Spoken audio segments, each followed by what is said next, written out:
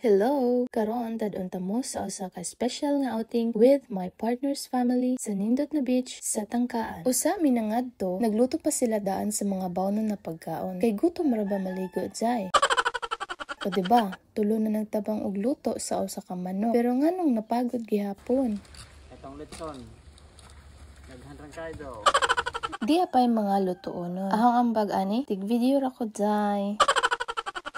Nagluto pod sila nanay ug tatay og lamian nga barbecue. Wow! Gipang kapoy na tali ni sila tuyok-tuyok sa lechon, maong diyan na pod sila diri nagduwa-duwa. Cousins ni sila, Kurt and Jared.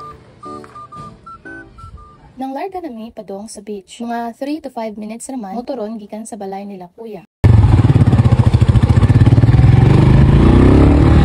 Giuna mi og hatod ni Ate Maymay. Pag-abot namo, nibalik na pod ang mga drivers para kuhaon sila nanay ug tatay. Daghan na pod mga nangaliko. Ang uban mga naka 4 wheels, mga 11 AM naman pod lagi mi nakaabot diri. Para makaadto sa mismong beach, kinahanglan pa mo na og ingani na hagdanan. Maong kinahanglan jud magdoble amping labi na kung naay mga bata na kauban. Mao ni ang mga baw namo, naay lato, naapoy guso na kinilaw, ang kinakusgang barbecue nila nanay ug tatay, ug syempre ang pagod na lechon ni Jeffrey. Pag-abot sa mga kauban, nang naog nami. Actually, second time na ninaho nakaanhi diri. Diri pa laman, makita na nimo ang breathtaking na view. Wow, breathtaking! Ubay-ubay na po di ay ang mga nangaligo karon. Pagkahuman og entrance, nagkuha na mig table og gipangbutang ang mga gamit. Samtang ang mga bata wa na makahuwa, nangaligo dayon. Og no choice ang mga nagbantay kay nakaligo na pog apil.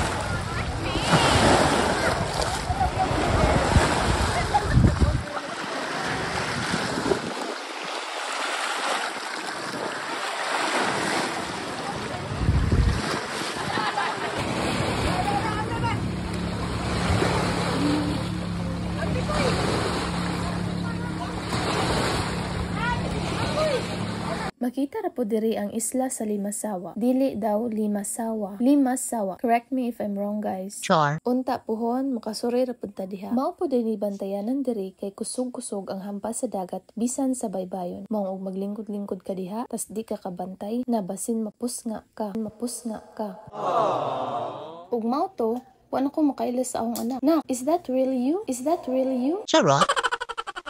Napugos ra sila tawas kay mga naman. Ingani ang ibabaw. Dakong bato na naay mga kahoy-kahoy. Maong landong rapod. Limpyo ang dagat ug nindot ang palibot. Samot na ang hangin. Wow! Pero bugas niya po ang dili. Pero kanang mais nga alaya. Ang nakanindot po diri kay naay daghang divers pa na tawag nila. Makapalit ka sa ilang mga kuha nga fresh ug mas barato pa. So, mao to, wa ko kaligo, kay nara kog video, picture. Malipay naman gud ko maka-capture og nindot na moments, views, because I cherish memories man. Ganahan ko na i-look back or tanawon, so as long as I can, I document. Nalingaw ra mi diha og storya-storya. Gistorya-storyahan ra poday namo ang mga pagkaon. I found her diary underneath the tree and started reading about me.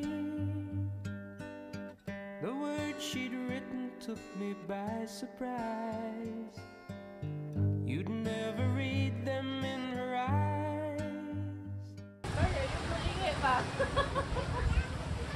Ingani katinaw ag dagat po diri, crystal clear. Ang baka na? Baka yan, live.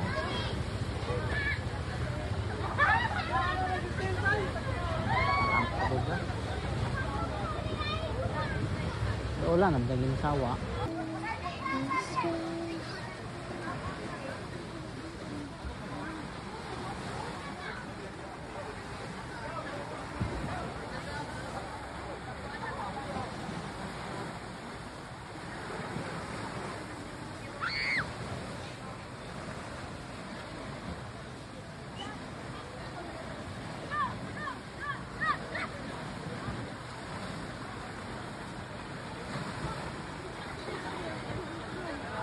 Naapa nanapoy nakakuha og dakong isda. Pauli na mi ani. Medyo hangak pod inig saka diri sa hagdanan kay habog-habog man.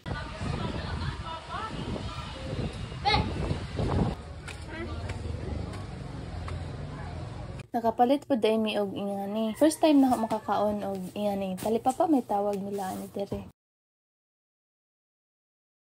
Dirira laman ta kutob guys. Thank you for watching. See you on my next one. Hi! Makaluag-luag na jud ang atong storage.